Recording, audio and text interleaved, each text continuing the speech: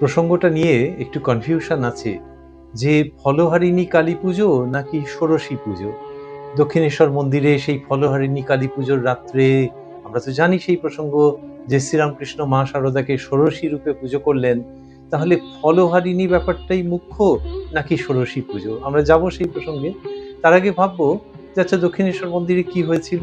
হয়েছিল কি যে সেই ফলহারিণী কালী পুজোর অমাবস্যায়, কোনো একটি ফলহারিণী কালী পুজোয় শ্রীরামকৃষ্ণ রাত্রিরে পুজো করবেন এই পর্যন্ত জানা ছিল, এবং দুজন মানুষ, তার ভাগ্নে শ্রীযুক্ত হৃদয়রাম আর বিষ্ণু মন্দিরের পূজারী দিনু ঠাকুর, এরা পুজোর বন্দোবস্ত করে দিয়ে গিয়েছিলেন।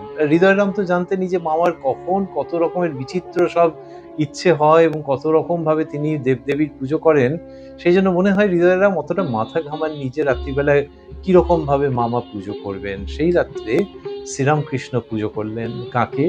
আমাদের মা জননী শারদামণি দেবীকে, যাকে বলা ছিল যে তার ঘরে উপস্থিত হতে। কিন্তু এই দুজন ছাড়া আর কেউ জানতেন না যে কি ঘটছে। এমনকি মা শারদাও প্রথমটায় তো বুঝতেই পারেননি। শ্রীরামকৃষ্ণ মা শারদাকে পুজো করলেন দেবী ষোড়শী রূপে। সেইখান থেকে ফেরত যাব আবার ওই ফলহারিণীর প্রসঙ্গে। ফলহারিণী বাঙালির একটা অদ্ভুত রকমের চিন্তা এর সঙ্গে যুক্ত হয়ে আছে। ফলহারিণী কালী পুজোর বিবরণ আমাদের শাস্ত্রে আছে যে জ্যৈষ্ঠ মাসে এই পুজো হয়। আর বাঙালি কি করেছে, বাঙালি তো এইসব ব্যাপারে খুব সিদ্ধহস্ত, যে এই পুজো আচ্চার ব্যাপারটাকে, আধ্যাত্মিকতাকে নিজের মতো সে করে নেয়। এই যে দুর্গা পুজো, সেই দুর্গা পুজোকে সে নিজের মতো গড়ে পিঠে নিয়েছে এবং সেখানে মা দুর্গাকে নিজের ঘরের মা রূপে কি অপূর্বভাবে সে চিন্তা করেছে, আরাধনা করেছে। তার মধ্যে যেমন আছে কাব্য, যেমন আছে গান, তেমনি আছে উচ্চ আধ্যাত্মিকতা। আর আমরা বলছিলাম ফলহারিণী কালী পুজোর সম্বন্ধে।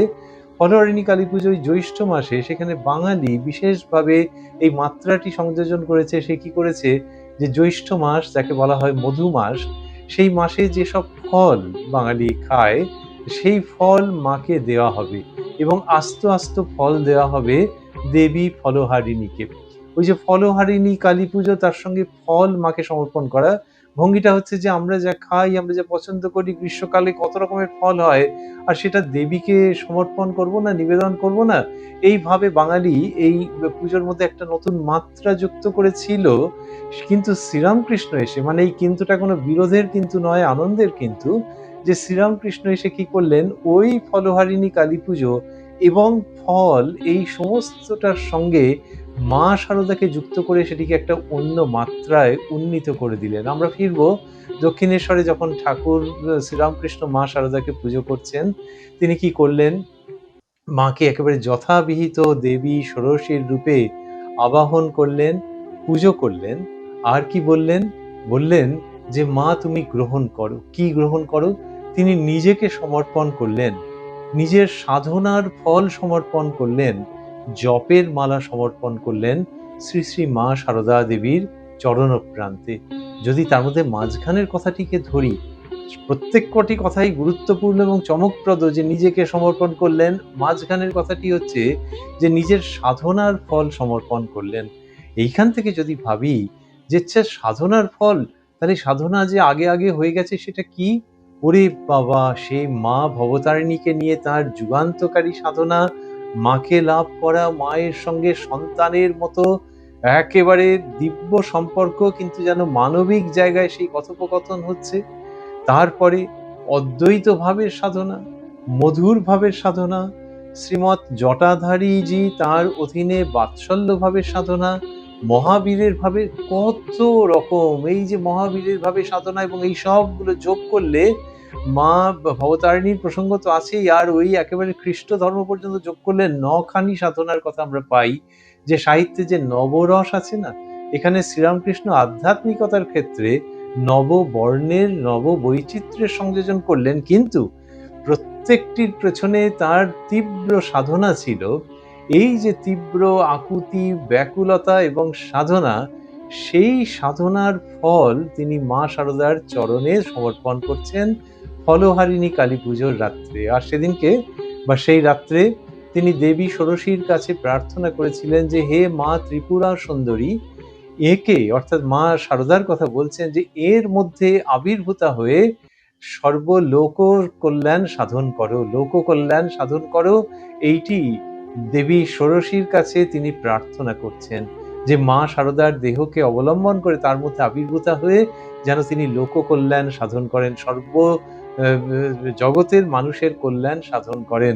তো সেইখানে ওই যে ফল সমর্পণ করছেন, আমরা বলছিলাম যে বাঙালির চিন্তা ভাবনার কত অভিনবত্ব, যে গোটা গোটা ফল, বাড়িতে কাটা ফল দেওয়া হয় কিন্তু এখানে গোটা গোটা ফল দেবীকে সমর্পণ করা হবে, দেবীকে নিবেদন করা হবে, এটা বাঙালি ভেবেছে।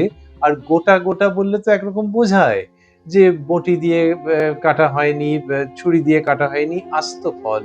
এই আস্ত ফল, গোটা গোটা ফল যেভাবেই বলি না কেন, তাকে অনেক দূর ছাপিয়ে যাচ্ছে, কোটি কোটি গুণ ছাপিয়ে যাচ্ছে সেই ঘটনা, সেই উক্তি যেখানে শ্রীরামকৃষ্ণ বলছেন যে মা নিজের সহধর্মিণীকে বলছেন যে মা, আমার সমস্ত সাধনার ফল তোমার শ্রীচরণে অর্পণ করছি।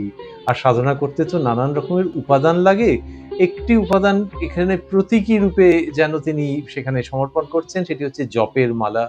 যে সাধক অথচ জপের মালা, সেই জপের মালার মধ্যে যেন সমস্ত কিছু কেন্দ্রীভূত হয়ে রয়েছে। শ্রীরামকৃষ্ণ নিজেকে সাধনার ফল এবং জপের মালা যে সমর্পণ করছেন মায়ের বা মা ষোড়শীর পদপ্রান্তে, এইখানে দেখছি ওই ফল সমর্পণ এটা একটা অন্যতর উচ্চতায় উত্তীর্ণ হয়ে যাচ্ছে। চারটিখানি কথা নয়, ওই যে সাধনা, সে সাধনা লোকে করতে পারে না, একটা সাধনা করতেই হয়তো জন্ম জন্মান্তর চলে যায়। আর শ্রীরামকৃষ্ণ এক জন্মে এই অবতার রূপে মনুষ্য দেহ ধারণ করে এসেছেন, তিনি শেখাচ্ছেন যে কিভাবে ধর্ম করতে হয়, কিভাবে সাধনা করতে হয়। সেই সমস্ত সাধনা যে করলেন এই জন্মে এই দেহে, সেই সমস্ত সাধনার ফল মা শারদার চরণে যখন তিনি অর্পণ করছেন, ষোড়শী পুজো এবং মা ষোড়শীর চরণে যখন অর্পণ করছেন, তখন পুরো প্রসঙ্গটি আলোকিত হয়ে যাচ্ছে। আলোকিত বললে আবারও সেই দেবী ষোড়শীর কথা মনে পড়ে। শ্রীরামকৃষ্ণ নিজ শ্রীমুখে তার সন্তানের কাছে বলেছেন, স্বামী শারদানন্দজি শুনেছেন, হয়তো অন্যরাও শুনেছেন, যে তার যে বিভিন্ন দেব দেবীর দর্শন হয়েছে তার সাধনার সময়, তার মধ্যে দেবী ষোড়শীর যে অঙ্গ কান্তি, তার যে আধ্যাত্মিক জ্যোতি, সেইটা সমস্ত আগে আগে যা যা দর্শন হয়েছিল দেবদেবীর সকলকে ছাড়িয়ে গেছে। সেই আধ্যাত্মিক রূপ বর্ষিত হয়েছে, সেটি একেবারে সেই রূপের ছটা এমনভাবে শ্রীরামকৃষ্ণ দেখেছেন, উদ্ভিন্ন জ্যোতি, যেটি অন্য সমস্ত দর্শনকে ছাপিয়ে গেছে। আজকের দিনে আমরা ভাবছি যে এই যে মায়ের কাছে ফল সমর্পণ, এর মধ্যে একটা অদ্ভুত ব্যাপার রইল। এবং এই পুরো প্রসঙ্গটিকে যখন আমরা ভাবছি, তখন ভাবছি এই সমর্পণ নিয়েই তো জীবন। এই সমর্পণ নিয়েই যে জীবন, যে একজন মানুষ যখন তার সমস্ত অহংকার অহমিকাকে অতিক্রম করে নিজেকে সমর্পণ করতে পারছে, তখনই তো জীবনের অন্য রকমের তাৎপর্য তার মধ্যে থেকে স্ফুরিত হয়ে উঠছে। যখন একজন ছাত্র বা ছাত্রী শিক্ষক বা শিক্ষিকার কাছে গিয়ে নিজেকে সারেন্ডার করে দিচ্ছে যে স্যার কি ম্যাম, আপনি আমাকে বলুন, এই বিষয়টা জানতে চাই, পরীক্ষা এগিয়ে এসছে, এটা আপনি বলুন, এবং সমস্ত ভরসা নিয়ে, সমস্ত নির্ভরতা নিয়ে সেই শিক্ষক বা শিক্ষিকার মুখের দিকে তাকিয়ে আছে যে তিনি যেমনটি বলবেন সেই রকম ভাবে সে ওই বিদ্যাকে নিয়ে অগ্রসর হবে, বিদ্যা অধ্যয়ন করবে। এই যে পরীক্ষা এগিয়ে এসছে, আমাদের তো আয়ু সীমিত, সুতরাং পরীক্ষা এগিয়ে আসছে তাতে সন্দেহ নেই। এই সময় সমস্ত অহং ত্যাগ করে নিজেকে সমর্পণ করতে পারার মধ্যে একটা বিরাট রকমের উত্তরণের ইঙ্গিত আছে। হিন্দিতে বা ব্রজবলিতে আছে, সব ছোড়ে সব পাবে, সমস্ত কিছু ছাড়লে তবে সমস্ত কিছু পাওয়া যায়। এই যে সব কিছু, নিজের যা কিছু সেসব উজাড় করে যদি দিয়ে দেওয়া যায়, যদি দিয়ে দেওয়া যায় কার কাছে? ওই ছাত্র বা ছাত্রী হয়তো স্যার বা ম্যামের কাছে দিচ্ছে, কিন্তু সেটাকে যদি আমরা প্রসারিত করতে ভাবি, তাহলে জগৎব্যাপিনী যে শক্তি, যে মাতৃশক্তি, তার কাছে যদি অহংকার ত্যাগ করে সমস্ত কিছু সমর্পণ করে দেওয়া যায়, তাহলে সেখান থেকে যে নতুন উত্তরণের সূচনা হবে তাতে কোনো সন্দেহ নেই।